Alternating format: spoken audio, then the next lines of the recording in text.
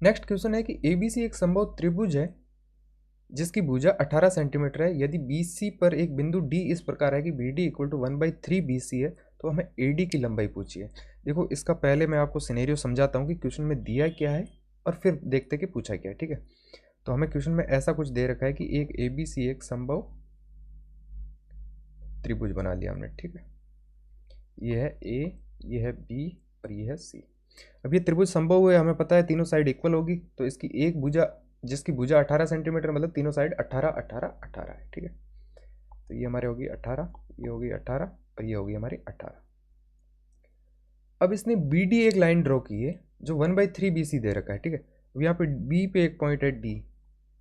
ठीक है, अब इसने बोला कि 1/3 BC है, मतलब कि अगर इसको मैं 1 मानूं तो ये मेरा DC 2 होगा, तब जाके BC मेरी पूरी 3 हो जाएगी। ठीक है, ये रेशियो आपको कन्वर्ट करना आता होगा, आपने रेशियो में अच्छे से पढ़ा होगा। ठीक है, तो ये 1:2 में दे रखा है बेसिकली BD रेशियो DC। ठीक है, तो हमें AD की लंबाई पूछी। AD ये है हमारी, CVN बोलेंगे जिसको हम, ये। ठीक है, AD की लंबाई हमें पूछी। अब हमें पता है कि ये 1:2 में है, जैसे BD रेशियो DC, हमें क्वेश्चन में क्या दिया है, BD ratio DC equal to क्या होगा, BC, टोटल सम BC होगा। ठीक है, ये क्वेश्चन में दे रखा है 1:2 इक्वल टू हमारा कितना हो जाएगा 3। अब इस 3 की वैल्यू हमें क्वेश्चन में कितनी दे रखी, 18। कितने गुना पे, 6 गुना पे, तो दोनों ही रेशियो को 6 गुना पे कर दो, हमें साइड की छोटी वाली साइड आ जाएगी दोनों। ठीक है, तो ये 6 हो जाएगा और ये हमारा 12 हो जाएगा। ठीक है, तो हम जो BD की लेंथ है वो आ गई हमारी कितनी, 6। यहाँ पे मैं इस 1 को 6 लिख देता हूँ। ठीक है, अब देखो ध्यान से, आपको पता है कि इक्विलैटरल ट्रायंगल के अंदर तीनों एंगल 60 60 60 होते हैं। तो अब यहाँ पे आप ध्यान से देखो कि मेरा ये वाला एंगल कितना हो गया, 60 डिग्री। ठीक है, अब एक ट्रायंगल मैं यहाँ पे अलग से ड्रॉ कर रहा हूँ। ट्रायंगल आप देखना ABD ट्रायंगल पे फोकस करो। ये वाला ट्रायंगल है मेरा ABD, ऐसा कुछ। ठीक है, ये मेरा B है, ये मेरा A है, ये मेरा D है। ठीक है, अब मुझे निकालनी क्या है, AD निकालनी है। तो मुझे AB का पता है कितनी है, AB मेरी है 18। ठीक है, BD का मुझे पता है कितनी है, मेरी 6, और मुझे AD निकालनी है, और ये एंगल मुझे पता है कितना है, 60 डिग्री है, क्योंकि ये क्या है, एक इक्विलैटरल ट्रायंगल है। अब आपको पता होगा कि कोसाइन रूल क्या होता है, दो साइड दे रखी होती है, एक एंगल दे रखा होता है, तो ट्रायंगल की तीसरी साइड निकालने के लिए हम कोसाइन रूल का यूज़ करते हैं। ठीक है, कोसाइन रूल होता ये है कि इसमें ऐसा लगेगा कि देखो ये एक ट्रायंगल है। ठीक है, इसका ये एंगल थीटा है, ये साइड A है, ये B है और ये C है। तो कोस थीटा क्या होता है, कोस थीटा मेरा होता है, अच्छा आपको कट गया नीचे तो मैं ये बता देता हूँ, ये देखो यहाँ से लिखता हूँ, कोस थीटा मेरा होगा, वो होगा A² + B² - C² divide by 2AB।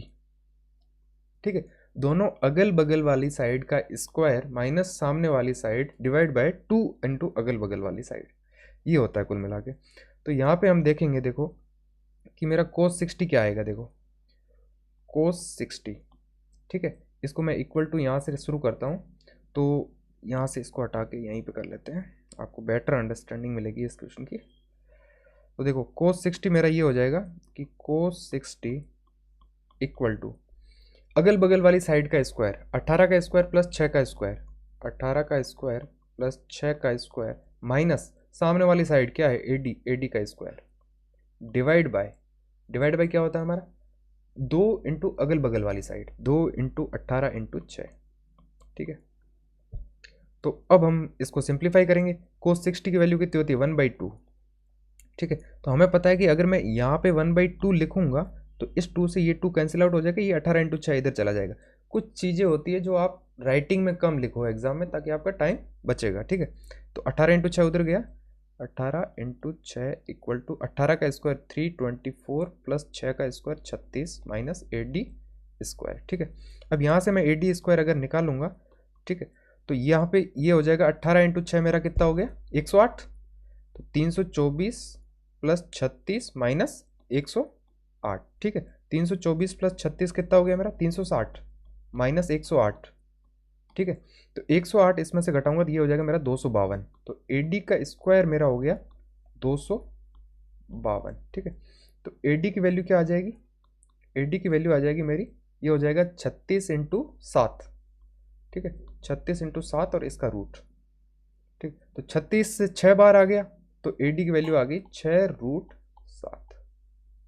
ठीक है, तो ये मेरा ऑप्शन नंबर बी में दे रखा है 6√7, जो अपना आंसर होगा। नेक्स्ट क्वेश्चन की तरफ चलते हैं।